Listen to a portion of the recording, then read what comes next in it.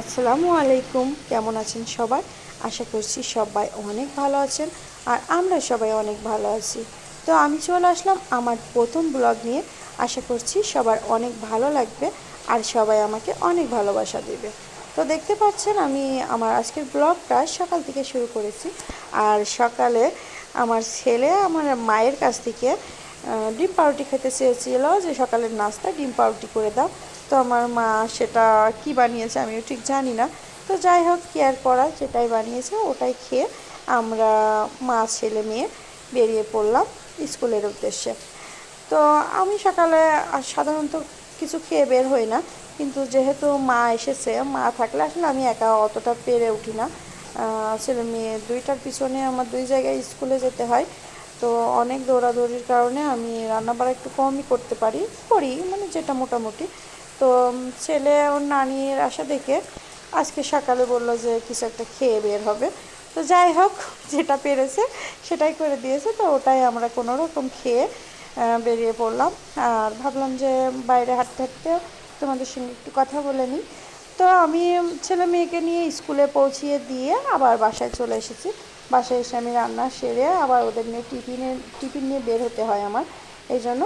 তো আমি এসে নিয়ে মাছটা ভাজতে দিয়ে দিয়েছি আর বেগুন মা সব কেটে গুছিয়ে দিয়েছে এদিকে। আর এদিকে হচ্ছে দেখতে পাচ্ছ রসুন পেঁয়াজ কাটছে, ওটা আসলে আমি অন্য একটা কাজ করব তার জন্য। আর এদিকে ভাতও রান্না করা হয়েছে, আর আগে একটু ভাত ছিল, বললাম যে ওই ভাতে তো হবে না, তো আর একটু রান্না করো তার জন্য।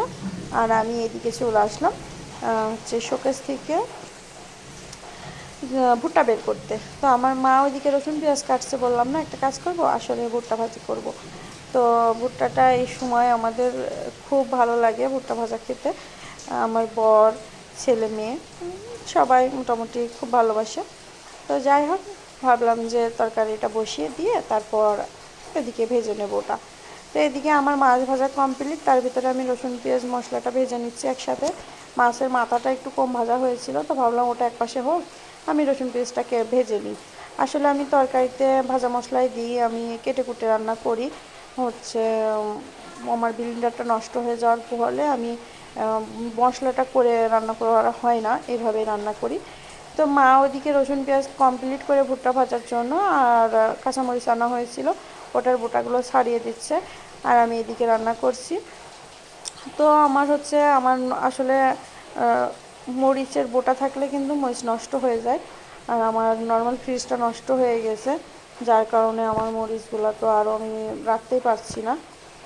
সব সবজি আমার বাইরে থাকে, এই জন্য আমরা প্রতিদিন একটা দুইটা তরকারি রান্না করি, মানে সবজি নিয়ে আসি আর ওইগুলাই রান্না করি, একবারে অনেকগুলো এনে আমার রাখা হচ্ছে না। তো যাই হোক, আমি কথা বলতে বলতে আসলে প্রথম প্রথম তো আমি হচ্ছে ভিডিওটা ওইভাবে করা হয়নি, আস্তে আস্তে হয়তো শিখে যাব। আর তোমরা যদি পাশে থাকো তাহলে ইনশাল্লাহ আগামীতে আরও ভালো করব। আর ভয়েস দেওয়ার সময় আসলে প্রথম দিন তো, ভয়েস দিতে যদি কোনো সমস্যা মনে হয় প্লিজ সবাই ক্ষমা দৃষ্টিতে দেখবে। আর আমি ভয়েসটা যখন দিচ্ছি বাইরে প্রচণ্ড বৃষ্টি হচ্ছে, ওই আওয়াজটাও তোমরা একটু ইগনোর করো। আর এদিকে দেখো আমি ভুট্টাটা ভাজতে চলে আসলাম, ওদিকে তরকারি বসিয়ে দিয়েছি, মানে পানিটা দিয়েছি, বেগুন তো পানিটা একটু উতলানোর পর দিতে হয়।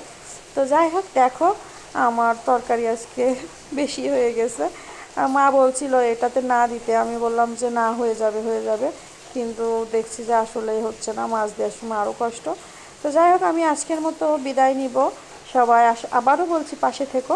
আল্লাহ হাফেজ।